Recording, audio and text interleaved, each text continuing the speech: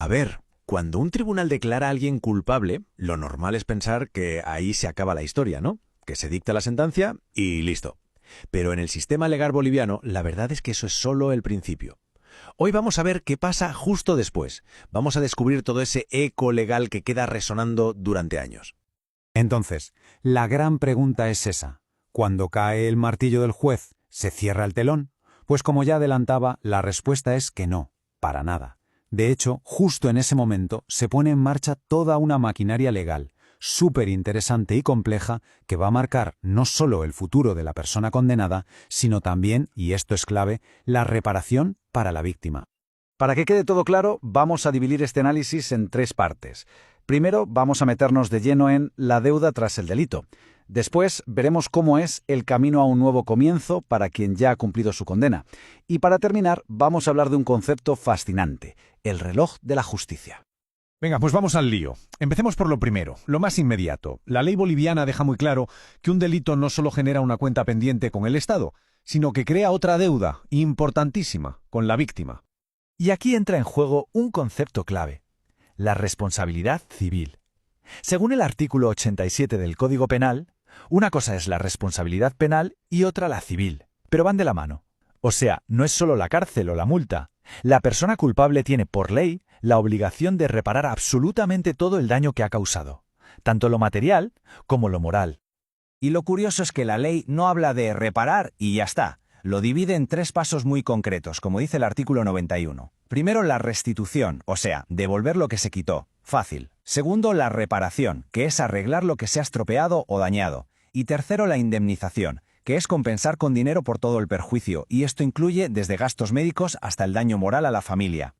Y ojo, que aquí viene un detallazo que lo cambia todo. El artículo 88 dice algo que a mí me parece fundamental. Esta deuda con la víctima tiene preferencia. Es más importante que pagar las multas al Estado. O sea, la ley te dice, primero arregla el daño que has hecho a la persona y ya después, si eso, me pagas a mí, al Estado. Pero es que la cosa no acaba ahí. La responsabilidad puede extenderse. Y es que lo curioso es que, según los artículos 92 y 93, esta obligación de reparar el daño puede pasar a los herederos de quien cometió el delito. También afecta a cualquiera que se haya lucrado con ello. Y si hay varios culpables, todos comparten la responsabilidad de pagar. Vale, ya tenemos clara la parte de la deuda con la víctima. Pero, ¿qué pasa con la otra cara de la moneda? ¿Qué ocurre con la persona que ya ha cumplido su condena? ¿Cómo puede legalmente volver a empezar? Pues el sistema legal tiene un mecanismo para, digamos, pasar página. Se llama rehabilitación. Y está pensado exactamente para eso. Para que una persona, una vez ha saldado su deuda con la sociedad, pueda seguir con su vida sin arrastrar para siempre las consecuencias legales de su error. El artículo 96 lo deja clarísimo. Es como un antes y un después. Antes de la rehabilitación, la condena implica un montón de incapacidades, prohibiciones, restricciones, pero después, una vez cumplida la pena, ¡pum!, todo eso desaparece. Es literalmente un borrón y cuenta nueva a nivel legal. Y lo mejor de todo, o al menos lo más novedoso, es que este proceso ahora es automático. El artículo 96, que se modificó, lo que dice es que ya no hace falta un papeleo infernal ni un proceso judicial larguísimo. Simplemente cumples tu pena y la rehabilitación se activa sola. Esto es un cambio radical, porque antes sí que había que iniciar un procedimiento formal, pero todos esos artículos ya no valen. Bueno, y llegamos a la tercera y última parte, que para mí es de las más fascinantes, el papel del tiempo. Porque en la justicia, como en la vida, el reloj corre, y resulta que el poder del Estado para actuar no dura para siempre. Hablamos del concepto de la prescripción. Es básicamente como si la justicia tuviera un cronómetro. Hay un tiempo límite para que el Estado pueda perseguir un delito, eso es la prescripción de la acción, y otro tiempo límite para que pueda hacer cumplir una sentencia que ya ha dictado, que es la prescripción de la pena. Pasado ese tiempo, se acabó. A ver, esta tabla, que sale de los artículos 101 y 105, lo explica genial. Para los delitos más graves, los que tienen penas de más de 6 años, el Estado tiene 8 años para empezar el juicio, pero tiene 10 para hacerte cumplir la condena. Para los intermedios son 5 y 7 años, y para los más leves, 3 y 5. Como se ve, siempre hay un poco más de margen para ejecutar la sentencia que para iniciar el proceso.